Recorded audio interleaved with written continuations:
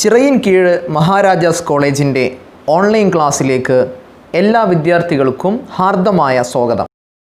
സുവോളജിയിലെ ആദ്യത്തെ ചാപ്റ്ററിലെ പ്രധാനപ്പെട്ട ആശയങ്ങളാണ് നമ്മൾ പഠിച്ചുകൊണ്ടിരിക്കുന്നത്. ലിവിങ് വേൾഡ് എന്ന് പറയുന്ന ഫസ്റ്റ് ചാപ്റ്റർ, ജീവലോകം. ആ ലിവിങ് വേൾഡ് എന്ന ചാപ്റ്ററിൽ ഏറ്റവും ആദ്യമായി നമ്മൾ ലിവിങ് ഓർഗാനിസങ്ങളുടെ ക്യാരക്ടറിസ്റ്റിക്സ് ആണ് പഠിച്ചത്. ജീവനുള്ള വസ്തുക്കൾ മാത്രം കാണിക്കുന്ന സവിശേഷതകൾ, അവയുടെ സ്വഭാവങ്ങൾ നമ്മൾ പഠിച്ചു. അതുപോലെ തന്നെ ഓർഗാനിസങ്ങളെ തിരിച്ചറിയുന്നതിന് വേണ്ടിയും അവയെ സംബന്ധിച്ച് വിശദീകരിച്ച് മനസ്സിലാക്കുന്നതിന് വേണ്ടി അവർക്ക് പേരിടുന്ന സിസ്റ്റമായ ബൈനോമിയൽ നോമൻക്ലാച്ചർ എന്ന സിസ്റ്റവുമാണ് നമ്മൾ പഠിച്ചിട്ടുള്ളത്. ഇന്ന് നമ്മൾ ആദ്യമായി പഠിക്കാൻ പോകുന്നത്, ഇത്തരത്തിൽ സയന്റിഫിക് നെയിം കൊടുക്കുമ്പോൾ അഥവാ ബൈനോമിയൽ നോമൻക്ലാച്ചർ എന്ന സിസ്റ്റം വഴി നമ്മൾ ഓർഗാനിസങ്ങൾക്ക് പേര് കൊടുക്കുമ്പോൾ ലോകത്തിൻ്റെ എല്ലാ ഭാഗത്തും അംഗീകരിക്കപ്പെട്ട ചില റൂളുകളുണ്ട്, ചില നിയമങ്ങളുണ്ട്, എങ്ങനെയാണ് ആ പേര് കൊടുക്കേണ്ടത് എന്നുള്ളത്. 4 റൂളുകളാണ് വളരെയധികം പ്രാധാന്യമായി നമ്മൾ പഠിക്കേണ്ടത്. ഒന്നാമത്തേത്, scientific names are generally in Latin and written in italics. ശ്രദ്ധിക്കണേ, ഫസ്റ്റ് പോയിന്റ്, ഈ സയന്റിഫിക് നെയിം അത് ഏത് ഭാഷയിലായിരിക്കണം? ആ നെയിം എന്ന് പറയുന്നത് ലാറ്റിൻ ഭാഷയിലായിരിക്കണം നമ്മൾ കൊടുത്ത പേര്. ആൻഡ് റിട്ടൺ ഇൻ ഇറ്റാലിക്സ്, അത് എഴുതുമ്പോൾ പ്രിന്റഡ് മാറ്റർ ആണ് എങ്കിൽ അത് ഇറ്റാലിക്സ് ആയിരിക്കണം. ഇറ്റാലിക്സ് നമുക്ക് അറിയാമല്ലോ, ചെരിച്ച് എഴുതുന്ന ഫോണ്ട് അല്ലെ, ഇറ്റാലിക്സ്. അപ്പോൾ names are in Latin and written in italics. പേരുകൾ ലാറ്റിൻ ഭാഷയിലായിരിക്കണം, അല്ലാതെ ആ നാട്ടിലെ കൂടുതൽ ആളുകൾ സംസാരിക്കുന്ന ഭാഷയിലുള്ള ഒരു പേര് കൊടുക്കാൻ പാടില്ല. ഒരു പുതിയ പ്ലാന്റ് അല്ലെങ്കിൽ ആനിമൽ നമ്മൾ അതിനെ ഐഡന്റിഫൈ ചെയ്ത് കഴിഞ്ഞാൽ അതിന് പേര് കൊടുക്കുമ്പോൾ അത് ലാറ്റിൻ ഭാഷയിലായിരിക്കണം. പേരെഴുതുമ്പോൾ ഇറ്റാലിക്സ്, ചെരിച്ചെഴുതുന്ന രൂപത്തിലായിരിക്കണം. ഫസ്റ്റ് പോയിന്റ് ആണ്. Second point, the first part of name indicates the genus name and second word represent species name. നമ്മൾ പറഞ്ഞു സയന്റിഫിക് നെയിം എന്ന് പറഞ്ഞു കഴിഞ്ഞാൽ 2 പാർട്ടുകൾ ഉണ്ട് ആ പേരിന്, അല്ലേ? ഫോർ എക്സാമ്പിൾ നമ്മളിൽ തന്നെ ഹോമോ സാപ്പിയൻസ്. ഈ ഫസ്റ്റ് പാർട്ട്, ആ പേരിൻ്റെ ആദ്യ ഭാഗം, അതെന്തിനെ സൂചിപ്പിക്കണം? ആ ഓർഗാനിസം ഉൾപ്പെടുന്ന ആ ജീവി ഉൾപ്പെടുന്ന അതിൻ്റെ ജീനസ് നെയിം ആയിരിക്കണം. എന്തായിരിക്കണം? Genus name. നമ്മൾ പഠിച്ചിട്ടുണ്ടല്ലേ, സ്പീഷീസ്, ജീനസ്, ഫൈലം, കിങ്ഡം, അങ്ങനെ പലതും പഠിച്ചിട്ടുണ്ട്. നമ്മൾ അങ്ങോട്ട് പഠിക്കാനുണ്ട് ഈ ചാപ്റ്ററിൽ തന്നെ. അപ്പോൾ ആ ഓർഗാനിസം ഉൾപ്പെടുന്ന ജീനസ് ഏതാണോ ആ ജീനസിന്റെ പേരായിരിക്കണം സയന്റിഫിക് നെയിമിന്റെ ആദ്യ part, first part. And second word represent species name. പേരിന്റെ 2ാം ഭാഗം എന്തായിരിക്കണം? ആ ഓർഗാനിസത്തിന്റെ സ്പീഷീസ് നെയിം ആയിരിക്കണം. ഏത് സ്പീഷീസിൽ ഉൾപ്പെടുന്ന ഓർഗാനിസം ആണോ അത് ആ സ്പീഷീസിന്റെ പേരായിരിക്കണം. ഓക്കെ, അപ്പൊ ഞാൻ ചോദിക്കട്ടെ, നമ്മുടെ സയന്റിഫിക് നെയിം, മനുഷ്യന്മാരുടെ സയന്റിഫിക് നെയിം ഹോമോസാപ്പിയൻസ് പറഞ്ഞാൽ എന്ത് മനസ്സിലാക്കാം? നമ്മൾ ഉൾപ്പെടുന്ന ജീനസിന്റെ പേരാണ് ഹോമോ. കാരണം അതുകൊണ്ടാണ് ആദ്യം അത് കൊടുത്തത്, അല്ലെ? First part of name indicates genus name. നമ്മൾ ഉൾപ്പെടുന്ന സ്പീഷീസിന്റെ പേരാണ് സാപ്പിയൻസ്. അതായത് സെക്കൻഡ് വേർഡ്, നമ്മുടെ പേരിന്റെ സെക്കൻഡ് വേർഡാണ്, സെക്കൻഡ് പാർട്ടാണ് ഏത്? സാപ്പിയൻസ്. അപ്പൊ സാപ്പിയൻസ് എന്ന് പറയുന്നത് നമ്മൾ ഉൾപ്പെടുന്ന സ്പീഷീസിന്റെ നെയിമാണ്. ഓക്കെ, 3ാമത്തെ പോയിന്റ്, വെൻ ഹാൻഡ് റിട്ടൺ, നമ്മൾ കൈകൊണ്ട് നമ്മുടെ നോട്ട്ബുക്കിൽ നമ്മൾ കൈകൊണ്ട് ഒരു ഓർഗാനിസത്തിന്റെ സയന്റിഫിക് നെയിം എഴുതുകയാണെങ്കിൽ, ഒരു ജീവിയുടെ ശാസ്ത്രീയ നാമം നമ്മൾ നമ്മുടെ നോട്ട്ബുക്കിൽ എഴുതുകയാണെങ്കിൽ, കൈകൊണ്ട് എഴുതുകയാണെങ്കിൽ, ഹാൻഡ് റിട്ടൺ ആണെങ്കിൽ, നേരത്തെ നമ്മൾ പറഞ്ഞു പ്രിന്റഡ് ആണെങ്കിൽ ഇറ്റാലിക്സ് ആയിരിക്കണം എന്ന് പറഞ്ഞു, അല്ലെ? ഇനി കൈകൊണ്ട് എഴുതുകയാണെങ്കിലോ ദ നെയിംസ് ആർ അണ്ടർലൈൻഡ്. ആ പേരുകൾ അടിവരയിടണം. ഹോമോ സാപ്പിയൻസ് എഴുതുമ്പോൾ ഹോമോയുടെ താഴെ അണ്ടർലൈൻ ഉണ്ടാവണം, സാപ്പിയൻസിന് താഴെ അണ്ടർലൈൻ ഉണ്ടാവണം. ഓക്കെ, 4ാമത്തെ ഇമ്പോർട്ടൻ്റ് ആയ ഒരു പോയിന്റ് ആണ്, വളരെ ഇമ്പോർട്ടൻ്റ് ആയ പോയിന്റ് ആണ്. Genus name starts with capital letter. നമ്മൾ ജീനസ് നെയിം എഴുതുമ്പോൾ ആ ജീനസ് നെയിമിന്റെ ഫസ്റ്റ് ലെറ്റർ ഉണ്ടല്ലോ. ഇപ്പോൾ ഹോമോ എന്നാണല്ലോ നമ്മുടെ ജീനസ് നെയിം. അതിൽ ഹോമോ എന്ന ജീനസ് നെയിമിന്റെ ഫസ്റ്റ് ലെറ്റർ H. ആ H നിർബന്ധമായിട്ടും ആ ഫസ്റ്റ് ലെറ്റർ ക്യാപിറ്റൽ ലെറ്റർ ആയിരിക്കണം. And species name starts with small letter. Second part അഥവാ സ്പീഷീസ് നെയിം അത് നിർബന്ധമായിട്ടും സ്മോൾ ലെറ്ററിലേ തുടങ്ങാൻ പാടുള്ളൂ.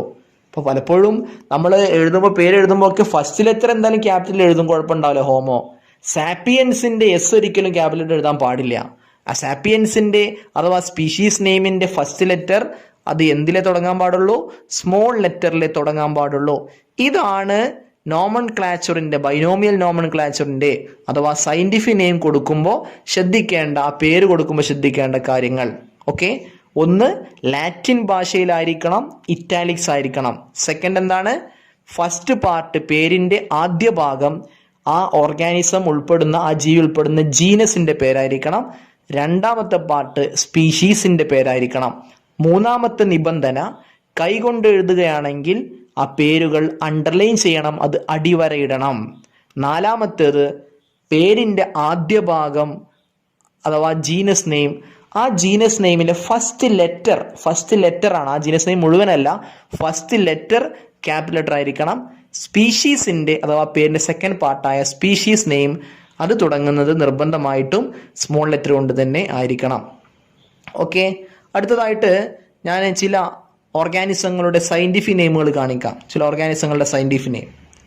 നമ്മൾ ഇവിടെ ഏതാനും ചില ജീവികളുടെ സയന്റിഫിക് നെയിമുകൾ പഠിക്കേണ്ടതാണ്. നമ്മൾ 8ാം ക്ലാസ്സിലൊക്കെ സ്കൂളിൽ സയന്റിഫിക് നെയിമുകൾ അഥവാ ശാസ്ത്രീയ നാമങ്ങൾ പഠിച്ചിട്ടുണ്ടാവും. അതുപോലെ ഇവിടെയും ഏതാനും ചില ജീവികളുടെ, ചില ഓർഗാനിസങ്ങളുടെ സയന്റിഫിക് നെയിമുകൾ പഠിച്ചിരിക്കുക. ഏറ്റവും ആദ്യം നമ്മൾ തന്നെ നോക്കാം. മനുഷ്യന്റെ സയന്റിഫിക് നെയിമാണ് Homo sapiens. Okay, house fly, നമ്മൾ കാണുന്ന ഈച്ച. ഹൗസ് ഫ്ലൈയുടെ ഹൗസ് ഫ്ലൈയുടെ സയന്റിഫിക് നെയിമാണ് മസ്ക ഡൊമസ്റ്റിക്ക എന്നാണ് ഈച്ചയുടെ സയന്റിഫിക് നെയിം. മാംഗോ ട്രീ അഥവാ മാവിന്റെ സയന്റിഫിക് നെയിം മാഞ്ചിഫെറ ഇൻഡിക്ക. എന്താണ്? മാഞ്ചിഫെറ ഇൻഡിക്ക. വീറ്റ് അഥവാ ഗോതമ്പിന്റെ സയന്റിഫിക് നെയിമാണ് ട്രിറ്റിക്കം ഏസ്റ്റിവം. ഒന്നുകൂടി പറഞ്ഞേ, ട്രിറ്റിക്കം ഏസ്റ്റിവം. ഹണി ബി, തേനീച്ചയുടെ സയന്റിഫിക് നെയിമാണ് Apis indica is a scientific name, ശാസ്ത്രീയ നാമം തേനീച്ചയുടെ. അടുത്ത ടൈഗർ അഥവാ കടുവയുടെ സയന്റിഫിക് നെയിമാണ് പാന്തിറ ടൈഗ്രിസ്. എന്താണ്? പാന്തിറ ടൈഗ്രിസ്. അടുത്ത ലെപ്പേർഡ്, പുള്ളിപ്പുലിയുടെ സയന്റിഫിക് നെയിമാണ് പാന്തിറ പാർഡസ്. ലെപ്പേർഡിന്റെ ലാസ്റ്റ് പാർഡ് ഉണ്ടല്ലോ, PARD, അതുപോലെ പാന്തിറ പാർഡസ്. ഇനി സിംഹം, ലയൺ. സിംഹത്തിന്റെ സയന്റിഫിക് നെയിമാണ് പാന്തിറ ലിയോ. എന്താണ്? പാന്തിറ ലിയോ. ലയൺ എന്നുള്ളതിന് ആദ്യത്തെ 3 അക്ഷരങ്ങൾ LIO, ലിയോ. അടുത്തത് കോക്കനട്ട് ട്രീ, തെങ്ങിന്റെ സയന്റിഫിക് നെയിം എന്താണ്? Cocos nucifera. അടുത്ത റൈസ് അല്ലെങ്കിൽ പാഡി, നെല്ല്. റൈസ് അല്ലെങ്കിൽ പാഡി എന്നൊക്കെ പറയാം, നെല്ലിന്റെ സയന്റിഫിക് നെയിമാണ് ഒറൈസ സറ്റൈവ. അടുത്ത പൂച്ച, കാറ്റ്. പൂച്ചയുടെ സയന്റിഫിക് നെയിമാണ് ഫെലിസ് ഡൊമസ്റ്റിക്കസ്. ഡോഗിന്റെ സയന്റിഫിക് നെയിമാണ് കാനിസ് ഫെമിലിയാരിസ് എന്നാണ് നായയുടെ സയന്റിഫിക് നെയിം. പീക്കോക്ക് അഥവാ മയിലിന്റെ സയന്റിഫിക് നെയിമാണ് പാവോ ക്രിസ്റ്റാറ്റസ്. അപ്പോൾ ഇവിടെ ഏതാനും ചില ജീവികളുടെ മാത്രം, അല്ലെ, ഭൂമിയിൽ കോടാനുകോടി വ്യത്യസ്തങ്ങളായ ജീവികളുണ്ട്. അവയിൽ വളരെ കുറച്ച് ജീവികളുടേത് മാത്രം, ഈ പറഞ്ഞ ജീവികളുടേത് എന്ത് ചെയ്യുക, ഈ ചാപ്റ്റർ നിങ്ങൾ പഠിച്ചു വെക്കുക. ഓക്കെ, ഇനി അപ്പോൾ നമ്മൾ പേരിടുന്ന സിസ്റ്റമൊക്കെ പറഞ്ഞു, അല്ലെ, എങ്ങനെയാണ് പേര് കൊടുക്കേണ്ടത്. അങ്ങനെ കൊടുക്കുന്ന പേരാണ് സയന്റിഫിക് നെയിം. ലിനേയസ് ആണ് ആ ഒരു സിസ്റ്റം കൊണ്ടുവന്നത്. അതിൻ്റെ യൂണിവേഴ്സൽ റൂളുകൾ നമ്മൾ പറഞ്ഞു. എന്തുകൊണ്ടാണ് ഈ ബൈനോമിയൽ നോമൻക്ലാച്ചർ എന്ന ഈ ഒരു സിസ്റ്റം, ദിനാമ പദ്ധതി, ആ പദ്ധതിക്ക് ലോകം മുഴുവൻ അംഗീകാരം കിട്ടാനുള്ള കാരണങ്ങളും നമ്മൾ പറഞ്ഞു. ഇനി സയൻസിൻ്റെ ഒരു പ്രധാനപ്പെട്ട ഒരു ബ്രാഞ്ചാണ് ടാക്സോണമി എന്നറിയപ്പെടുന്നത്. ടാക്സോണമി എന്താണ്? ടാക്സോണമി എന്ന് പറഞ്ഞു കഴിഞ്ഞാൽ മലയാളത്തിൽ നമുക്ക് വേണമെങ്കിൽ വർഗീകരണ ശാസ്ത്രം എന്നൊക്കെ പറയാം. വർഗീകരണ ശാസ്ത്രം.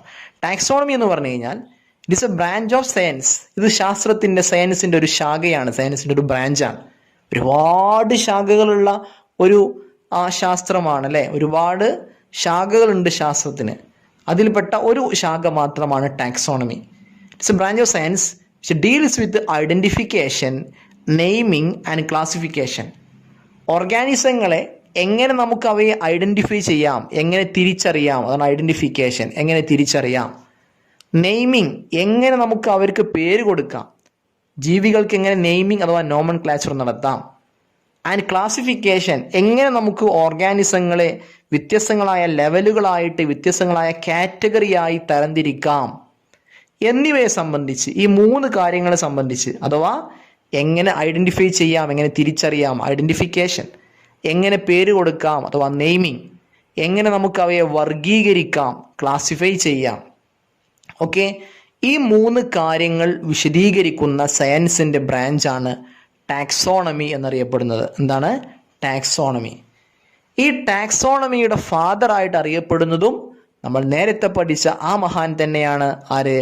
കാൾ ലിനേയസ് ആണ് ഫാദർ ഓഫ് ടാക്സോണമി ആയിട്ട് അറിയപ്പെടുന്നത്. Carl Linnaeus. നേരത്തെ പറഞ്ഞു ബൈനോമിയൽ നോമൻക്ലാച്ചർ എന്ന പേരിടുന്ന ആ പദ്ധതി കൊണ്ടുവന്നത്, സയന്റിഫിക് നെയിം കൊടുക്കുന്ന രീതി കൊണ്ടുവന്നത്. ഇപ്പോൾ ഇതാ ടാക്സോണമിയുടെ ഫാദർ എന്നറിയപ്പെടുന്നതും കാൾ ലിനേയസ് തന്നെയാണ്. നമ്മളിവിടെ ഈ പറഞ്ഞ ടാക്സോണമിയിൽ ഇനി നമ്മൾ ക്ലാസിഫിക്കേഷൻ എന്ന് പറയുന്ന ആ ഭാഗമാണ് പഠിക്കാൻ പോകുന്നത്. ക്ലാസിഫിക്കേഷൻ എന്ന വാക്കിന് തന്നെ അർത്ഥം നിങ്ങൾക്കറിയാം. ക്ലാസിഫൈ ചെയ്യുക എന്ന് പറഞ്ഞാൽ എന്താണ്? വർഗീകരിക്കുക, വേർതിരിക്കുക, ക്ലാസിഫൈ ചെയ്യുക. എന്താണ് ക്ലാസിഫിക്കേഷൻ എന്ന് പറഞ്ഞു കഴിഞ്ഞാൽ, it is a process by which anything is grouped into categories based on some easily observable characters. Classification എന്ന് പറഞ്ഞാൽ, വർഗീകരണം എന്ന് പറഞ്ഞാൽ, ദ പ്രോസസ് ബൈ വിച്ച്, ഇതൊരു പ്രക്രിയയാണ്. അവിടെ എന്താ ചെയ്യുന്നത് നമ്മൾ? Anything is grouped into categories. എന്തെങ്കിലും ഒന്നിനെ, എന്തെങ്കിലും വസ്തുവിനെ നമ്മൾ വ്യത്യസ്തങ്ങളായ കാറ്റഗറിയായി തരംതിരിക്കുകയാണ്. ബേസ്ഡ് ഓൺ, അടിസ്ഥാനത്തിൽ. വെറുതെ അങ്ങ് കാറ്റഗറി തിരിക്കല്ല. ഓർഗാനിസങ്ങൾ അല്ലെങ്കിൽ വസ്തുക്കളെ വെറുതെ അങ്ങ് കാറ്റഗറിയായി തരംതിരിക്കല്ല. പക്ഷേ അതിന് ചില അടിസ്ഥാനങ്ങളുണ്ട്. എന്തിനടിസ്ഥാനമാക്കിയിട്ടാണ്? Easily observable characters.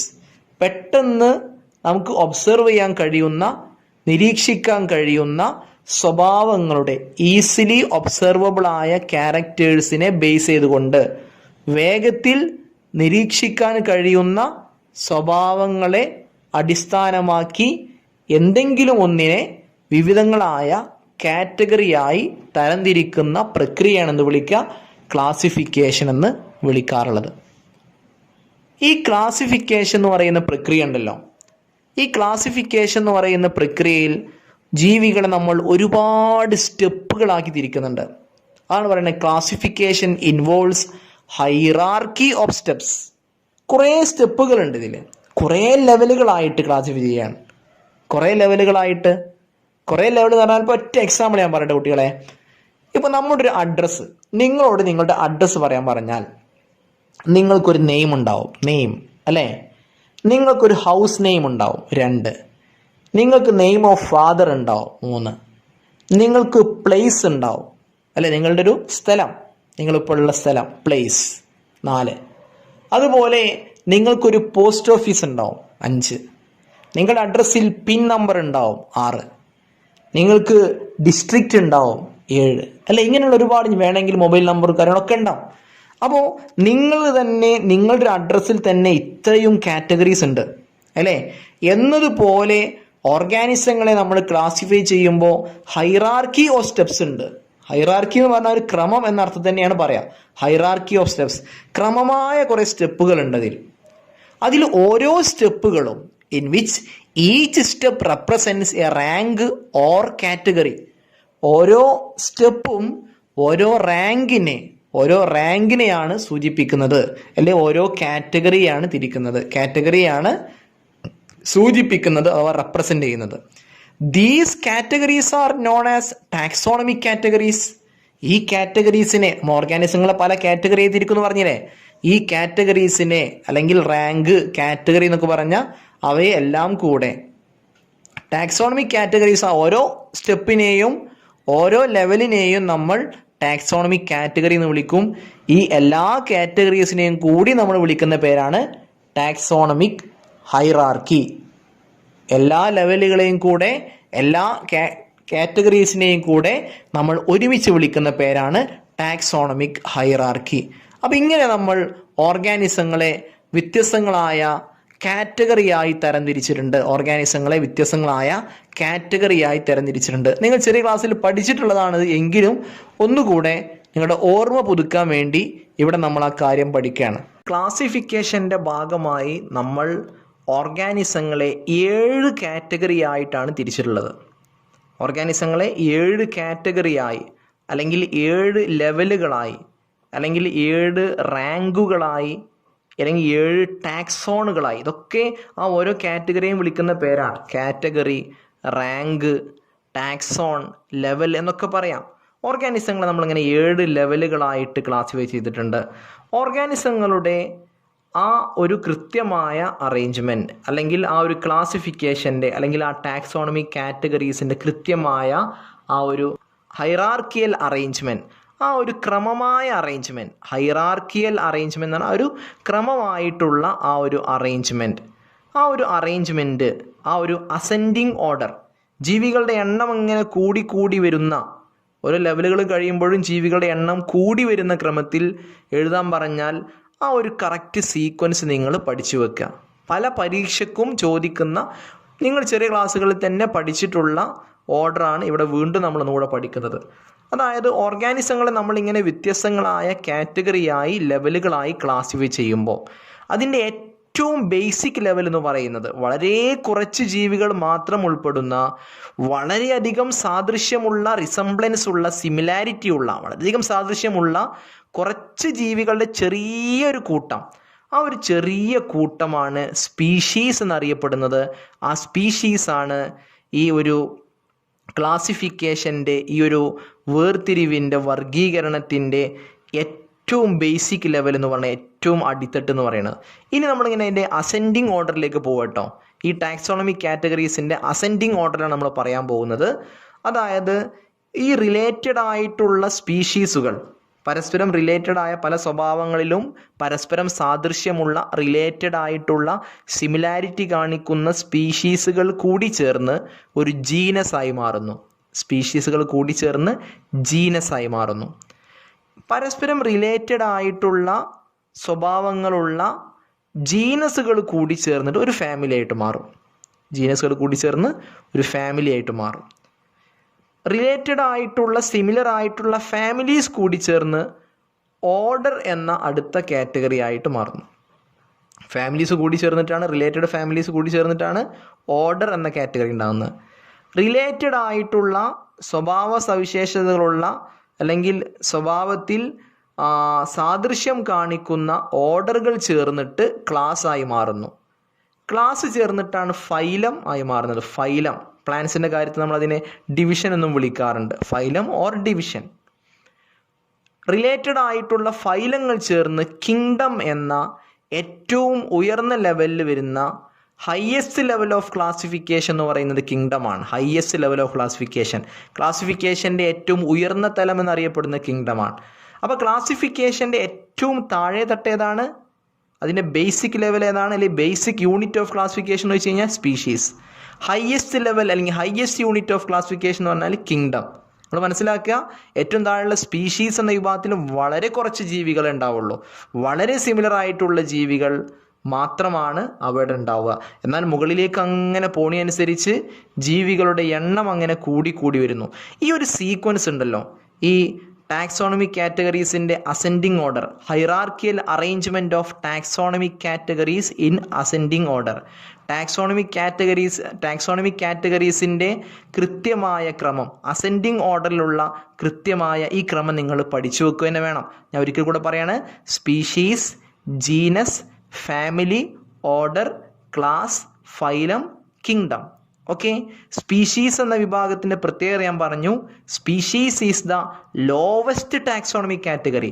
ടാക്സോണമിക് കാറ്റഗറിയിൽ ഏറ്റവും താഴെയുള്ളത് ലോവസ്റ്റ് കാറ്റഗറി എന്നറിയപ്പെടുന്നത് ആരാണ്? സ്പീഷീസ് ആണ്. എന്താ സ്പീഷീസ് എന്ന് പറയുന്ന ആ വിഭാഗത്തിൻ്റെ, ആ കാറ്റഗറിയുടെ പ്രത്യേകത?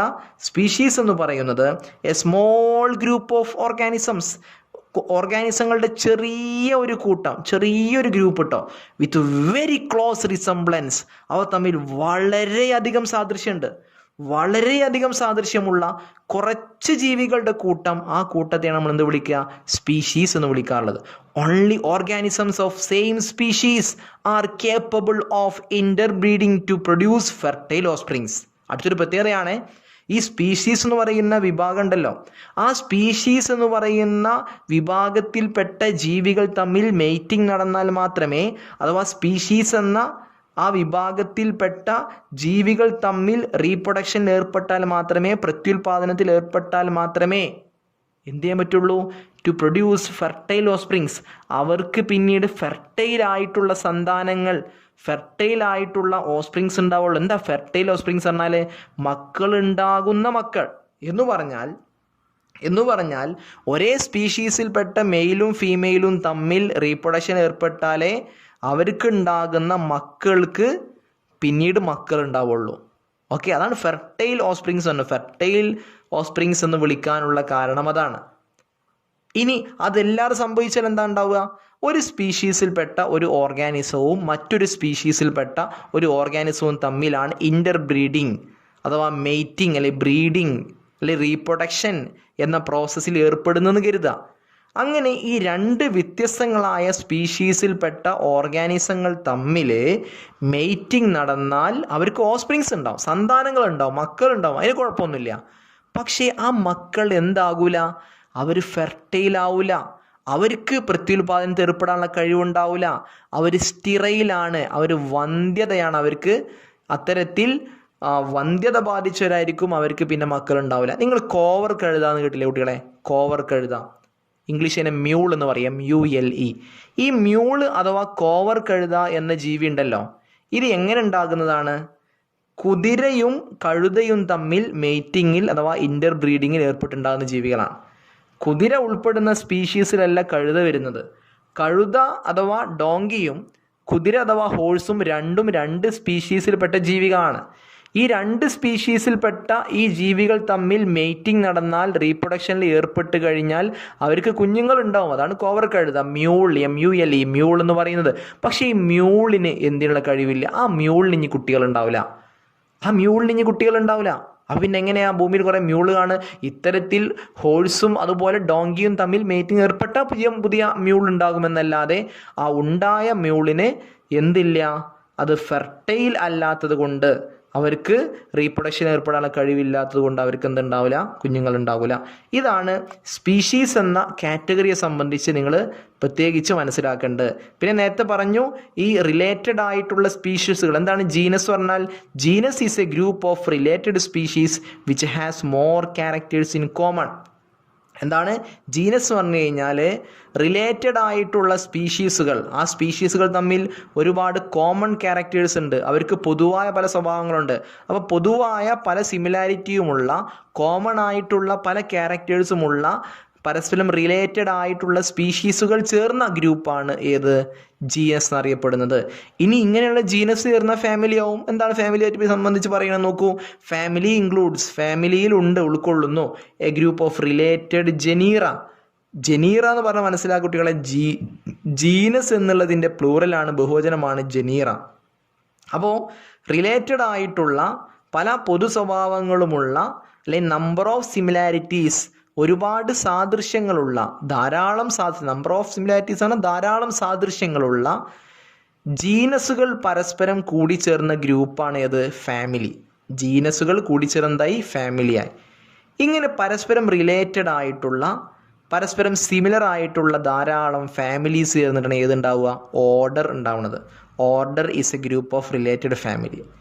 ഇനി ഇങ്ങനെയുള്ള പരസ്പരം റിലേറ്റഡ് ആയിട്ടുള്ള കുറേ ഓർഡറുകൾ ചേർന്നിട്ടാണ് അടുത്ത കാറ്റഗറിയായ ക്ലാസ് എന്ന കാറ്റഗറി അല്ലെങ്കിൽ ക്ലാസ് എന്ന് പറയുന്ന ലെവൽ ഉണ്ടാകുന്നത്. ഇനി ഇത്തരത്തിൽ പരസ്പരം റിലേറ്റഡ് ആയിട്ടുള്ള ഒരുപാട് കോമൺ ഫീച്ചേഴ്സ് ഉള്ള, പൊതുവായ സ്വഭാവങ്ങളുള്ള ക്ലാസുകൾ കൂടി ചേർന്ന അടുത്ത കാറ്റഗറിയാണ് ഫൈലം. ഒരുപാട് ഫൈലങ്ങൾ ചേർന്നിട്ടാണ് കിങ്ഡം എന്ന് പറയുന്ന ഹയസ്റ്റ് ടാക്സോണമി കാറ്റഗറി ഉണ്ടാകുന്നത്. കിങ്ഡം എന്ന ഹയസ്റ്റ് ടാക്സോണമി കാറ്റഗറി ഉണ്ടാകുന്നത്. ഇതിലൊരുപാട് റിലേറ്റഡ് ഫൈല ഉണ്ടാകും. റിലേറ്റഡ് ഫൈല എന്ന് പറഞ്ഞാൽ മനസ്സിലാക്കുക, ഫൈലം എന്നുള്ളതിൻ്റെ പ്ലൂറലാണ്, ബഹുവചനമാണ് ഫൈല. കുറേ ഫൈലങ്ങൾ ചേർന്നിട്ടാണ്, റിലേറ്റഡ് ആയിട്ടുള്ള കുറേ ഫൈലങ്ങൾ ചേർന്നിട്ടാണ് കിങ്ഡം ഉണ്ടാകുന്നത്. നിങ്ങൾക്കറിയാം, നമ്മൾ ഭൂമിയിലുള്ള ഓർഗാനിസങ്ങളെ 5 കിങ്ഡങ്ങളായി വർഗീകരിച്ചിട്ടുണ്ട് അല്ലേ. നമ്മൾ ഉൾപ്പെടുന്ന കിങ്ഡമാണ് കിങ്ഡം അനിമേലിയ. അപ്പോൾ കിങ്ഡം അനിമേലിയ എന്ന് പറഞ്ഞാൽ കുറേ റിലേറ്റഡ് ആയ ഫൈലങ്ങൾ ചേർന്നതാണ്, കുറേ ഫൈലങ്ങൾ ചേർന്നതാണ്. ഓക്കെ, കുറേ ഫൈലങ്ങൾ. അടുത്ത ചാപ്റ്ററിൽ സോളി, അടുത്ത ചാപ്റ്ററിൽ ആ ഫൈലങ്ങൾ ഏതൊക്കെയെന്ന് പഠിക്കാനുണ്ട്. ഓക്കെ, അങ്ങനെ ആ ഫൈലങ്ങൾ ഉണ്ടായതോ കുറേ ക്ലാസ്സുകൾ ചേർന്നിട്ടാണ്. ആ ക്ലാസ്സുകൾ ഉണ്ടായതോ കുറേ ഓർഡറുകൾ ചേർന്നിട്ടാണ്. ആ ഓർഡർ എങ്ങനെ ഉണ്ടായത്? കുറേ ഫാമിലി ചേർന്നിട്ടാണ്. ഫാമിലി എങ്ങനെ ഉണ്ടായത്? കുറേ ജീനസുകൾ ചേർന്നിട്ടാണ്. എങ്ങനെ ജീനസ് ഉണ്ടായത്? കുറേ സ്പീഷീസുകൾ ചേർന്നിട്ടാണ്. ഓക്കെ, അപ്പോൾ ഈ ഒരു കാറ്റഗറി കൃത്യമായിട്ട് അറിഞ്ഞിരിക്കുക, ഈ ഒരു കാറ്റഗറി കൃത്യമായിട്ട് നോട്ട് ചെയ്യുക. ഇവിടെ ഈ കാറ്റഗറി ഒരിക്കലും മാറിപ്പോവാത്ത രൂപത്തിൽ ഈ ടാക്സോണമിക് കാറ്റഗറീസിൻ്റെ അസെൻഡിങ് ഓർഡർ പഠിക്കാനുള്ളൊരു മാർഗം ഞാൻ പറഞ്ഞു തരട്ടെ, ശ്രദ്ധിച്ച് പഠിക്കട്ടാ. ഒരു കോഡായിട്ട് പറയണേ, സ്പീഷീസും ജീനസും കൂടെ, സ്പീഷീസും ജീനസും കൂടെ. നിങ്ങൾ 8ാം ക്ലാസ്സിലൊക്കെ പഠിച്ചാണ്, ഒന്നുകൂടെ ഓർമ്മിപ്പിക്കുകയാണ്. സ്പീഷീസും ജീനസും കൂടെ. അപ്പോൾ സ്പീഷീസ് ആദ്യം, പിന്നെ ജീനസ്. ഫാമിലി ആയിട്ട്, ഒരു ഫാമിലി ആയിട്ട് പോകട്ടോ. അപ്പോൾ അതുകൊണ്ട് family, species, genus, family. Family ആയിട്ട് ഓർഡറിൻ്റെ ക്ലാസ്സിന്, ഓർഡർ എന്ന് പറയുന്ന ആളെ ക്ലാസ് കേൾക്കാൻ പോവുകയാണ്. അപ്പോൾ species, genus, family, order, class. ഓർഡറിൻ്റെ ക്ലാസ്സിന് ഫൈലത്തിലെത്തിയപ്പോൾ, ഓർഡറിൻ്റെ ക്ലാസ് എവിടെയാണ് നടക്കുന്നത്? ഫൈലത്തിലാട്ടോ. ഫൈലത്തിലെത്തിയപ്പോൾ അവിടെ ആരുണ്ടായിരുന്നു? അവിടെ ഒരു കിങ് ഉണ്ടായിരുന്നു. കിട്ടിയല്ലോ, കിട്ടിയല്ലോ. മാറിപ്പോവാതെ കൃത്യമായിട്ട് പഠിക്കാനുള്ള മാർഗ്ഗം പറഞ്ഞത്. സ്പീഷീസും ജീനസും കൂടെ ഫാമിലിയായി ഓർഡറിൻ്റെ ക്ലാസ്സിന് ഫൈലത്തിലെത്തിയപ്പോൾ അവിടെ ഒരു കിങ് ഉണ്ടായിരുന്നു. അപ്പോൾ ഒന്ന് പറഞ്ഞേ, സ്പീഷീസ്, ജീനസ്, ഫാമിലി. ഫാമിലി, പിന്നെന്താണ്? Order, class, phylum, kingdom. എത്ര ഈസിയാണല്ലേ. അപ്പോൾ ഈ രൂപത്തിൽ നിങ്ങൾ നോക്കൂ, പല ചോദ്യ പേപ്പറും എടുത്ത് നോക്കിയാൽ നിങ്ങൾക്ക് ഇതിങ്ങനെ ഒരുപാട് തവണ ആവർത്തിച്ച് വന്നതായിട്ട് കാണാൻ കഴിയും. നോക്കൂ, ടെക്സ്റ്റ് ബുക്കിലുള്ള ഒരു കോളമുണ്ട്. ആ കോളത്തിൽ നിങ്ങൾക്ക് ഒരു 4 ഓർഗാനിസങ്ങളും അവയുടെ വ്യത്യസ്തങ്ങളായ കാറ്റഗറീസിൻ്റെ പേരും നിങ്ങൾക്ക് കാണാം. ആദ്യം നമ്മുടെ തന്നെ നോക്കാം. അതിൽ ഏറ്റവും മിനിമം നിങ്ങൾ മനുഷ്യന്മാരുടെ ആ വ്യത്യസ്തങ്ങളായ കാറ്റഗറീസിൻ്റെ പേരുകൾ പഠിക്കുക. നമ്മൾ മനുഷ്യന്മാർ, മാൻ, നമ്മുടെ സയൻറ്റിഫിക് നെയിമാണ്, ബയോളജിക്കൽ നെയിമാണ് ഹോമോസാപ്പിയൻസ്. അത് നിങ്ങൾക്കറിയാം. ഹോമോസാപ്പിയൻസ് പറഞ്ഞാൽ എളുപ്പമാണ്. അതിൽ നേരത്തെ നമ്മൾ പറഞ്ഞല്ലോ, സയൻറ്റിഫിക് നെയിമിൽ ആദ്യ പാർട്ട് ഹോമോ എന്നുള്ള ജീനസ് നെയിമാണ് മനുഷ്യരുടെ, സാപ്പിയൻസ് എന്നുള്ള സ്പീഷീസ് നെയിമാണ്. മനുഷ്യൻ്റെ ജീനസും സ്പീഷീസും കിട്ടിയല്ലോ. ഇനി മനുഷ്യർ ഉൾപ്പെടുന്ന ഫാമിലിയുടെ പേരാണ് ഹൊമിനിഡേ. ഫാമിലിയുടെ പേരാണ് ഹൊമിനിഡേ. ഇനി മനുഷ്യർ ഉൾപ്പെടുന്ന ഓർഡർ ഏതാണ്? പ്രൈമേറ്റ. പ്രൈമേറ്റ അല്ലെ, മനുഷ്യന്മാരും കുരങ്ങുകളും ചിമ്പാൻസിയും പിന്നെ ഗൊറില്ലയും ഒറാങ്ങുട്ടനൊക്കെ വരുന്ന ആ ഒരു വിഭാഗമാണ് പ്രൈമേറ്റ. മനുഷ്യൻ ഉൾപ്പെടുന്ന ക്ലാസിൻ്റെ പേരെന്താ? മെമേലിയ. നമുക്കറിയാം, മെമ്മറി ഗ്ലാൻസ് ഉള്ള കുഞ്ഞുങ്ങൾക്ക് പാല് കൊടുക്കുന്ന ജീവികളെ എല്ലാവരെയും മെമ്മറി ഗ്ലാൻസ് അല്ലേ. മെമ്മറി ഗ്ലാൻസ് പറഞ്ഞാൽ എന്താണ്? മെമ്മറി ഗ്ലാൻസ് പറഞ്ഞാൽ എന്താ? സസ്തനികൾ, സ്തനങ്ങളുള്ള ജീവികൾ. ആ മെമ്മറി ഗ്ലാൻസ് ഉള്ള ജീവികളെല്ലാവരെയും നമ്മൾ മെമേലിയ എന്ന ക്ലാസ്സിനാണ് ഉൾപ്പെടുത്തിയിട്ടുള്ളത്. മനുഷ്യർ ഉൾപ്പെടുന്ന ഫൈലത്തിൻ്റെ അല്ലെ ഡിവിഷൻ്റെ പേര് വെച്ച് എന്ത് പറയണം? കോഡേറ്റ. കോഡേറ്റ എന്ന് പറഞ്ഞാൽ നട്ടലുള്ള എല്ലാ ജീവികളും അല്ലേ. അപ്പോൾ നോക്കി നിങ്ങൾ, മനുഷ്യൻ ഉൾപ്പെടുന്ന ഏറ്റവും ബേസിക് ലെവൽ സ്പീഷീസ് ആണല്ലേ, സ്പീഷീസ്. ഓക്കെ, ആ സ്പീഷീസ് എന്ന വിഭാഗത്തിൽ അഥവാ സാപ്പിയൻസ് എന്ന സ്പീഷീസിൽ നമ്മൾ ഈ ഭൂമിയിൽ ഇന്ന് കാണുന്ന ആധുനിക മനുഷ്യന്മാർ മാത്രമേ ഉൾപ്പെടുള്ളൂ അല്ലേ. എന്നാൽ മുകൾക്ക് ഇങ്ങനെ പോണി അനുസരിച്ച് ജീവികളുടെ എണ്ണം ഇങ്ങനെ കൂടി കൂടി വരികയാണ്. ഹോമോ എന്ന ജീനസിലെത്തിയപ്പോൾ മനുഷ്യൻ്റെ കുറേ മുൻ കഴിഞ്ഞു പോയ പല ആൻസസ്റ്റേഴ്സും അതിൽ ഉൾപ്പെടും. അവരെല്ലാം ഈ ഗ്രൂപ്പിൽ വന്നു. ഇപ്പോൾ നമ്മൾ മാത്രമല്ല, ആധുനിക മനുഷ്യന്മാർ മാത്രമല്ല, പണ്ടുള്ള ഞങ്ങൾ പഠിച്ചിട്ടുണ്ട് ഹോമോ ഇറക്റ്റസ്, ഹോമോ ഹബിലിസ് അല്ല, ഇങ്ങനെ പലതും പഠിച്ചിട്ടുണ്ട്. അതൊക്കെ അതിൽ ഉൾപ്പെട്ടു, അവരൊക്കെ വന്നു. ഇനി മനുഷ്യർ ഉൾപ്പെടുന്ന ഹോമിനിഡേ എന്ന് പറയുന്ന ഫാമിലിക്ക് നോക്കിക്കഴിഞ്ഞാൽ ഈ പറഞ്ഞ ആളുകൾ വീണ്ടും വന്നു. അതിൽ പിന്നെയും കുറച്ച് ആൾക്കാർ വന്നു. ആരൊക്കെ? ചിമ്പാൻസി, ഗൊറില്ല, ഒറാങ്ങുട്ടൻ കുറേ ആൾക്കാർ വന്നു. അതും കൂടി ഉൾപ്പെട്ടു വലുതായി. അതേ നേരത്തെ പറഞ്ഞത് ജീവികളെണ്ണം കൂടിക്കൂടി ഇങ്ങനെ വരികയാണ് മുകൾക്ക് പോകുമ്പോൾ. ഇനി ഫാമിലികൾ ചേർന്നുണ്ടാകുന്ന ഓർഡറിൻ്റെ അവസ്ഥ നോക്കി നിങ്ങൾ. പ്രൈമേറ്റ് എന്ന ഓർഡറിലാണ് നമ്മൾ ഉൾപ്പെടുന്നത്. അവിടെ വീണ്ടും കുരങ്ങന്മാരും കൂടി വന്നു. ഈ പറഞ്ഞ ജീവികൾ കൂടാതെ മനുഷ്യർ, ചിമ്പാൻസി, ഗൊറില്ല, ഒറാങ്ങുട്ടൻ, ഇത് കൂടാതെ ആരും വന്ന് ഈ പറഞ്ഞ കുരങ്ങുകളും വന്നു അല്ലേ. ഇനി അടുത്ത് നമ്മൾ ഉൾപ്പെടുന്ന ക്ലാസ് മമേലിയ നോക്കുമ്പോഴോ അതിൽ പ്രസവിക്കുന്ന അല്ലെ മുഴുവൻ ജീവികളും അതിൽ ഉൾപ്പെട്ടു, കുറേ ജീവികളിൽ പെട്ടു. ഇനി നമ്മൾ ഉൾപ്പെടുന്ന ഫൈലം നോക്കിയാലോ, കോർഡേറ്റ എന്ന ഫൈലം നോക്കിയാലോ, നട്ടലുള്ള മുഴുവൻ ജീവികളും, മത്സ്യങ്ങൾ മുതൽ ഇങ്ങോട്ട്, ഫിഷസ് മുതൽ ഇങ്ങോട്ട്, തവളകൾ ഉൾപ്പെടുന്ന ആംഫീബിയ ഉഭയജീവികൾ, അതുപോലെ റെപ്റ്റൈൽസ് അഥവാ ഇഴവർഗ്ഗങ്ങൾ, പാമ്പുകൾ, അങ്ങനെയുള്ള ജീവികളൊക്കെ വരുന്നുണ്ട്. അതേപോലെയുള്ള മുഴുവൻ ജീവികളും ബേഡ്സും എല്ലാവരും ഉൾപ്പെടുന്ന വലിയ വിഭാഗമായി മാറി അല്ലെ. ഇനി നമ്മൾ ഉൾപ്പെടുന്ന കിങ്ഡം ഏതാ? Kingdom Animalia. ഭൂമിയിലുള്ള സകല ആനിമൽസും അതിൽ ഉൾപ്പെട്ടു അല്ലേ. അപ്പോൾ ഈ മനുഷ്യരുടെ ഈ കോളത്തിലുള്ള എല്ലാം പഠിക്കണം എന്ന് പറയുന്നില്ല, പക്ഷെ അതിൽ മനുഷ്യരുടെ ഈ മുഴുവൻ ടാക്സോണിൻ്റെയും കാറ്റഗറീസിൻ്റെയും പേരുകൾ നിങ്ങൾ പഠിക്കണം. മനുഷ്യൻ ഉൾപ്പെടുന്ന ജീനസിൻ്റെ പേര്, ഫാമിലിയുടെ പേര്, ഓർഡറിൻ്റെ പേര്, ക്ലാസിൻ്റെ പേര്, ഫൈലം അല്ലെങ്കിൽ ഡിവിഷൻ്റെ പേര് കൃത്യമായിട്ട് നോട്ട് ചെയ്യുക. ഓക്കെ, ഇതാണ് ഇവിടെ ഇന്നത്തെ ക്ലാസ്സിൽ നമുക്ക് പഠിക്കാനുള്ളത്. ഇനി ഈ ചാപ്റ്ററിൽ കുട്ടികൾ ചെറിയൊരു ഭാഗം കൂടി വളരെ എളുപ്പത്തിൽ രസകരമായി നമുക്ക് പഠിക്കാവുന്ന ഒരു അവസാന പാർട്ട് കൂടെ പറഞ്ഞാൽ ഈ ചാപ്റ്റർ കഴിയും. ഈ ഭാഗങ്ങളുടെ നോട്ട്, വളരെ സിംപ്ലിഫൈഡ് ആയിട്ടുള്ള നോട്ടുകൾ ലഭിക്കുന്നതിന് വേണ്ടി നിങ്ങൾക്ക് സയൻഷ്യ കോച്ചിങ് സെൻ്ററിൻ്റെ ഓഫീസുമായി നേരിട്ട് ബന്ധപ്പെടാവുന്നതാണ്.